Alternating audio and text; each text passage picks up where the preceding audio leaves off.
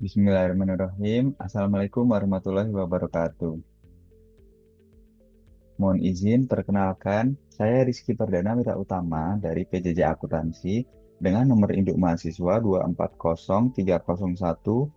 2403031021178 akan sedikit menjelaskan kembali tentang materi yang paling saya suka pada mata kuliah statistika ini, yaitu ukuran pemusatan data yang sebenarnya kita sudah ketahui bersama pada sesi 2 mata kuliah statistika, ekonomi, dan bisnis itu sudah dijelaskan dengan rinci oleh Bapak Syahid Abdullah. Video ini saya buat salah satu tujuannya untuk memenuhi tugas ujian akhir semester pada tahun 2025. Baiklah, langsung saja ke pembahasan yang pertama. Untuk agenda presentasi pada kali ini, kita akan berfokus untuk menjelaskan bagaimana cara memusatkan suatu data. Oke, untuk tujuan pembelajaran sendiri ada tiga, yaitu yang pertama untuk menjelaskan konsep dasar dalam ukuran pemusatan data. Kemudian yang kedua, contoh aplikasi berupa soal dan penyelesaiannya. Dan yang ketiga, untuk menunjukkan relevansi konsep-konsep pemusatan data dalam dunia ekonomi dan bisnis. Untuk pengantar sendiri, statistika digunakan untuk memahami data dalam kehidupan sehari-hari, terutama dalam bidang ekonomi. Contohnya untuk menganalisis tren ekonomi seperti inflasi, PDB, dan konsumsi. Yang kedua, untuk membuat proyeksi ke masa depan. Nah, di sini artinya apa? Artinya adalah untuk memperkirakan atau memprediksi apa yang akan terjadi di masa depan berdasarkan data yang sudah ada saat ini. Dalam statistika, hal ini sering dilakukan dengan menganalisis tren atau pola dari data sebelumnya, lalu digunakan untuk meramalkan kondisi ke depan. Kemudian, statistika juga dapat memberi dasar yang kuat untuk pengambilan kebijakan publik karena menyediakan data yang objektif dan terukur yang digunakan oleh pemerintah untuk merancang, mengevaluasi, dan menyempurnakan kebijakan yang berdampak langsung pada masyarakat. Kemudian untuk arti pemusatan data sendiri yaitu pemusatan data menggambarkan letak data pada garis bilangan dengan tiga ukuran utama yaitu mean atau rata-rata, median, dan modus. Untuk yang pertama, kita akan bahas tentang mean atau rata-rata. Nah, di sini mean adalah jumlah semua nilai data dibagi dengan banyaknya data. Nah, di sini untuk rumusnya sendiri, di sini ada X bar, artinya adalah nilai rata-rata dari sekumpulan data. Nah, untuk rumusnya sendiri yaitu sigma n, berarti di sini artinya penjumlahan dari suatu data, kemudian n adalah jumlah total datanya, dan cara menggunakannya adalah kita menjumlahkan semua nilai datanya, kemudian dibagi dengan banyaknya data. Kemudian yang kedua, ada median. Median itu adalah nilai tengah dari data yang telah diurutkan.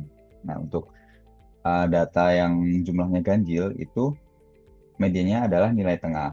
Nah, untuk median yang jumlah datanya itu genap, itu adalah rata-rata dari dua nilai tengah tersebut. Kemudian yang terakhir ada yang namanya modus. Nah, modus itu adalah merupakan data yang paling sering muncul.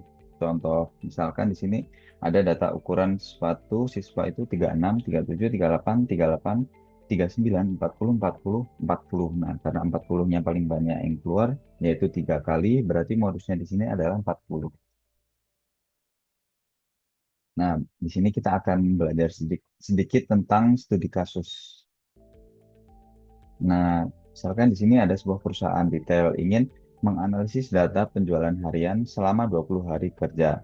Nah, di sini datanya dalam satuan jutaan rupiah ya. Nah, data penjualan tersebut adalah sebagai berikut. Yang pertama adalah 15, 18, 22, 25, 28, 30, dan seterusnya sampai 65. Nah, di sini kita disuruh untuk menghitung mean atau rata-ratanya, kemudian mediannya, yang terakhir modusnya. Yang pertama, cara menghitung mean atau rata-rata itu kita jumlahkan semua datanya dari yang awal, dari 15, 18, 22, dan seterusnya sampai 65. Kemudian dibagi dengan jumlah banyaknya data itu 20. Di sini setelah dijumlahkan itu ketemu angka 820 dibagi dengan 20. Nah, untuk rata-rata itu ketemu di 41 juta rupiah. Kemudian yang kedua, cara menghitung mediannya itu karena data itu sudah berurutan dan di sini jumlah datanya itu kebetulan genap yaitu 20, maka mediannya dicari dengan menghitung rata-rata dari dua nilai tengah. Nah, di sini bisa kita lihat untuk nilai tengahnya itu ada di 40 dan 42. Jadi 40 dan 42 ditambah kemudian dibagi dua, ketemulah mediannya atau nilai tengah sebesar 41 juta rupiah. Nah, yang terakhir yaitu modus. Nah, karena di sini data yang diberikan tidak ada nilai yang berulang, sehingga data itu tidak memiliki modus. Oke, kemudian yang terakhir itu ada relevansi konsep pemusatan data. Jadi untuk relevansi konsep pemusatan data itu adalah keterkaitan atau pentingnya penggunaan ukuran pemusatan data seperti yang kita sebutkan tadi ada tiga itu mean, median, dan modus dalam konteks nyata atau situasi tertentu, baik dalam kehidupan sehari-hari, dunia bisnis, kemudian ekonomi, pendidikan, maupun pemerintah. Nah, dengan kata lain, relevansi ini menjelaskan mengapa dan bagaimana ukuran pemusatan data itu berguna untuk kehidupan sehari-hari, serta apa manfaatnya dalam menganalisis, memahami, dan membuat keputusan dari suatu kumpulan data. Yang pertama itu relevansi untuk mean atau rata-rata ya. Di sini untuk menggambarkan kondisi rata-rata ekonomi. Nah, mean sendiri digunakan untuk mengetahui yang pertama untuk rata-rata pendapatan masyarakat, kemudian rata-rata pengeluaran rumah tangga, rata-rata gaji karyawan dalam suatu industri, dan yang terakhir contohnya itu dengan mengetahui rata-rata pemerintah dan perusahaan bisa menyusun kebijakan upah minimum, pajak atau subsidi. Kemudian yang kedua, relevansi konsep pemusatan data dalam median. Nah, median itu sering digunakan untuk menghindari distorsi dari data ekstern atau outlier. Nah, jadi di sini kadang saat kita ingin tahu berapa besar pendapatan rata-rata masyarakat, kita bisa terganggu oleh data yang terlalu tinggi atau terlalu rendah yang jumlahnya rentangnya itu jauh banget ya. Nah, misalkan nih, bayangkan di sebuah desa itu ada 10 orang. 9 orangnya itu punya penghasilan hanya 3 juta rupiah. Nah, sedangkan satu orang saja dan itu pengusaha kaya itu penghasilannya bisa sampai 100 juta rupiah per bulan. Nah, apabila kita memakai rata-rata atau min itu, maka nilai 100 juta itu akan menarik rata-rata jadi lebih tinggi ya. Dan itu tidak mencerminkan kondisi sebenarnya dari mayoritas warga desa yang hanya mempunyai rata-rata penghasilan 3 juta rupiah. Nah, disinilah median itu lebih berguna dan median akan mencari nilai tengah dari semua pendapatan yang sudah diurutkan. Jadi tidak terlalu terpengaruh oleh si orang yang punya penghasilan 100 juta tadi itu ya. Contohnya seperti itu.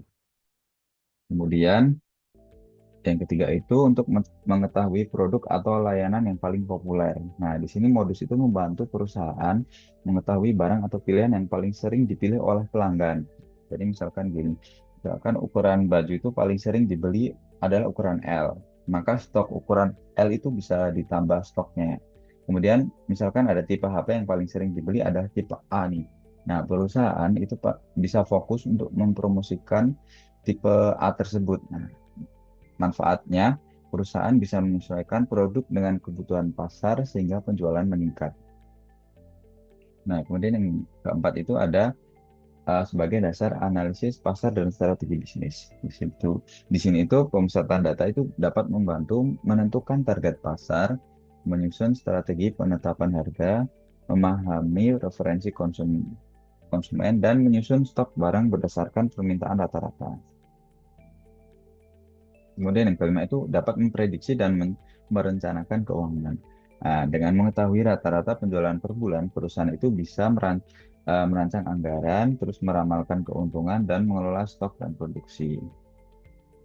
Baik, demikian uh, presentasi atau video yang dapat saya buat pada kali ini. Terima kasih atas segala perhatiannya. Semoga apa yang sudah saya jelaskan dapat bermanfaat. Dan mohon maaf apabila terdapat salah kata. Wabillahi taufiq wal hidayah. Wassalamualaikum warahmatullahi wabarakatuh.